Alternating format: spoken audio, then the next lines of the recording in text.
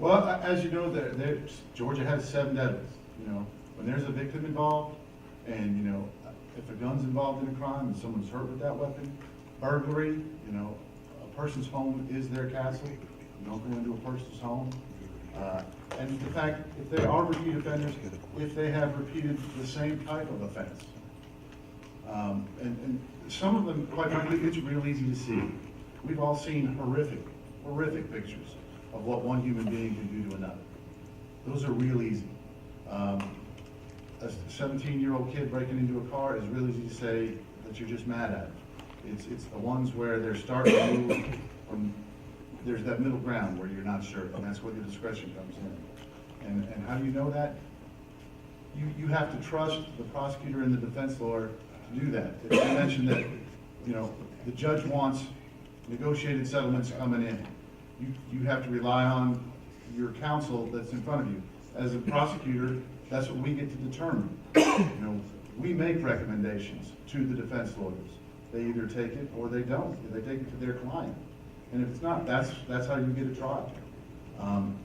It's an innate feel that you get over 22 years of doing this. You know, up here you've got 75 years of experience in determining the difference between mad at and scared. I hope that answers your question. You know, again, why is this so important? Because of the kind of discretion that a judge has. What I bring to the bench is my diversity of experience within the courtroom and within our community. And that's what shapes those decisions. The judge's ultimate responsibility is to protect the community. I think one thing to, you know, so always to keep that in mind. If you can get to the root cause of the problem and protect the community, then that is the best answer. What is the purpose of a sentence? You know, the judge has the discretion, but what are you trying to achieve?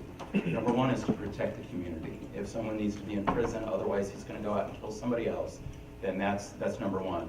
Number two is rehabilitation, get to the root cause of the problem.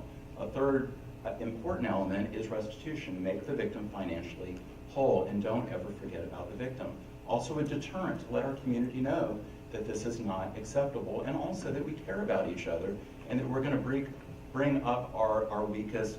You know, we don't all start at the starting line together, and I think the judge has to understand that. But the question was, how do you tell the difference? And I think it's, number one, am I protecting our community? That's where it starts and that's where it ends.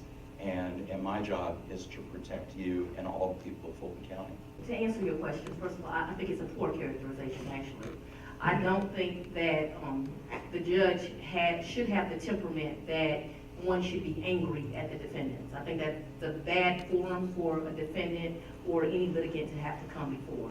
Now, how do you judge how defendants, if they are going to be violent or a danger to our community, or someone that should get the benefit of a program? I think that is a different characterization. I think the way that you tell whether a defendant is going to be harmful to the community is, quite frankly, the past behavior is indicative of the future behavior. Meaning, did you shoot someone? That's a problem. And it's a problem if it happens in South Fulton or Hateville or on Bankhead Highway or in Alpharetta or North Fulton or anywhere in our community. And so people that will hurt people anywhere in this community, a judge's responsibility is to sentence them for the crime that they committed.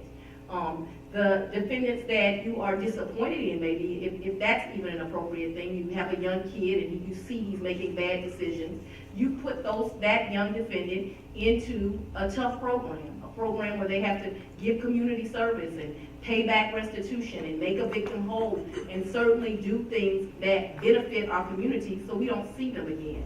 But no, I don't think it's a good characterization to say angry. I think there are some defendants or some people that commit acts that it is clear from their behavior you have to protect society from them, and there are some defendants based on their behavior and their history and their acts you can help.